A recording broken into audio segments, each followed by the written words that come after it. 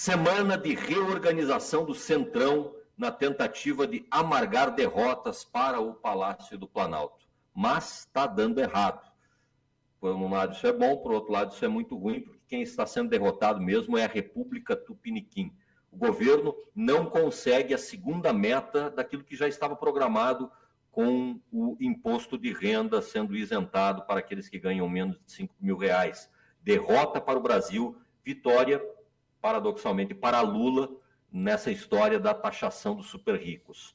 Lobistas da elite no Congresso, com a ajuda de Tarcísio de Freitas, inclusive, trabalhando para que o Brasil não tenha justiça tributária. Mas a gente precisa contar como tudo isso começou. Tudo começou com o governador de Goiás, o Ronaldo Caiado, reforçando a ameaça de expulsão do ministro do Turismo, Celso Sabino. Presta atenção nessa aqui. O deputado pelo estado do Amapá, que também é ministro aliado de Lula, ocupa uma das mais de 140 vagas dos partidos ou União Brasil ou progressistas, chamado também de PP, não sei nem que nome mais a Arena tem, na esplanada dos ministérios e no Palácio do Planalto. Em tom de ameaça, o governador de Goiás, Caiado, reforçou aquele ultimato que havia sido dado pelo outro líder de quadrilha e presidente do União Brasil, Antônio Rueda.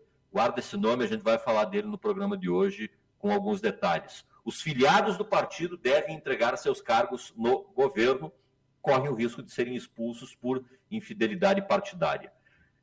Os que querem essa dissolução do Diretório do Pará, para que ele seja entregue para alguém que mais seja alinhado com o União Brasil anti-Lula, ficaram felizes com a notícia. E eu cito o futuro eterno presidente do Brasil, Caiado. Ele disse o seguinte: o comando da sigla no Pará deve ser de alguém que realmente se posiciona contra o governo do PT.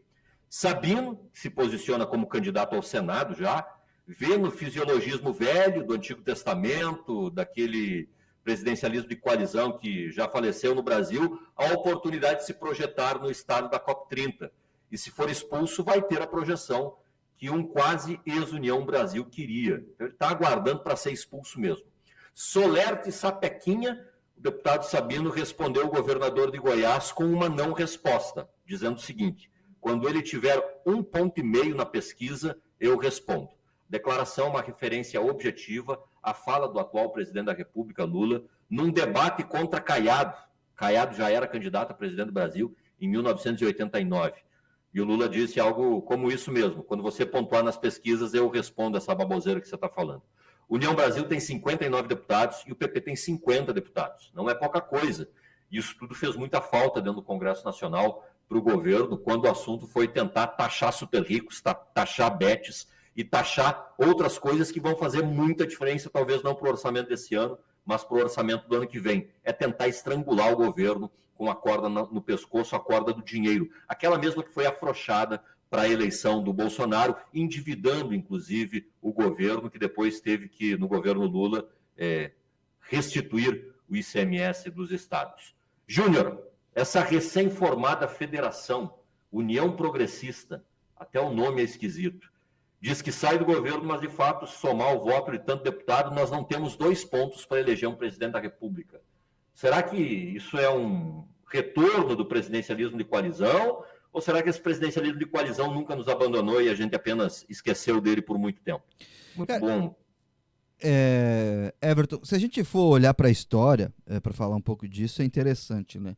Se a gente olhar para a composição de Goiânia, por exemplo, a gente vai ver que Getúlio Vargas trouxe a capital do estado de Goiás, de Goiás Velho, né, ou da cidade de Goiás, como queiram, para onde é Goiânia, para tentar quebrar o reinado dos Caiados em Goiás e dar força a Pedro Ludovico.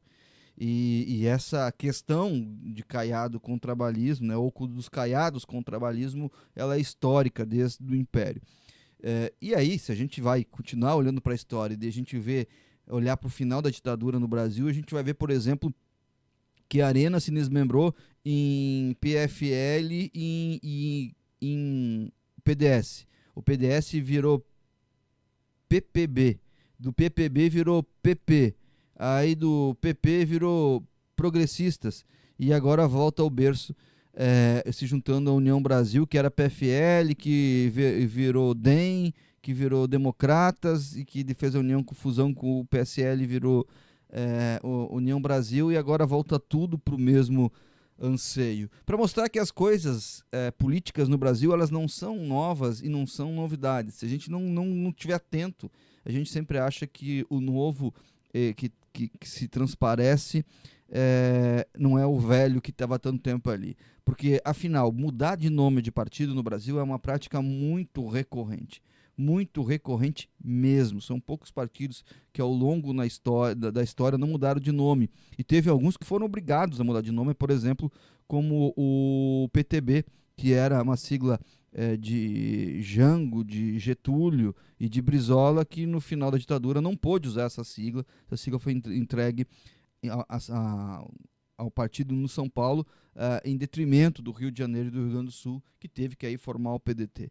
Então, essas coisas no Brasil de mudança de partido, elas são muito comuns, corriqueiras, mas no fundo a gente tem que olhar para os atores e da onde que eles vêm, por quem eles são influenciados, quem são os políticos que estão por ali. Não estou nem fazendo juízo de valor, dizendo que esse é bom e aquele é ruim, porque isso seria um pouco leviano da minha parte. Mas a política no Brasil, ela é muito parecida há muito tempo. E o que muda são algumas coisas e alguns detalhes no decorrer do tempo. Essa questão toda, né, e o Everton lembrou bem, na verdade, o Caiado, lá em 89, no debate, ele queria que o Lula lhe fizesse uma pergunta, né? Ah, por que tu não pergunta para mim, como indagando, tu tem medo de debater comigo? E o Lula virou para ele e disse, Caiado, quando tu chegar a 1,5% na pesquisa, eu vou fazer pergunta para ti. Antes disso, tu é irrelevante.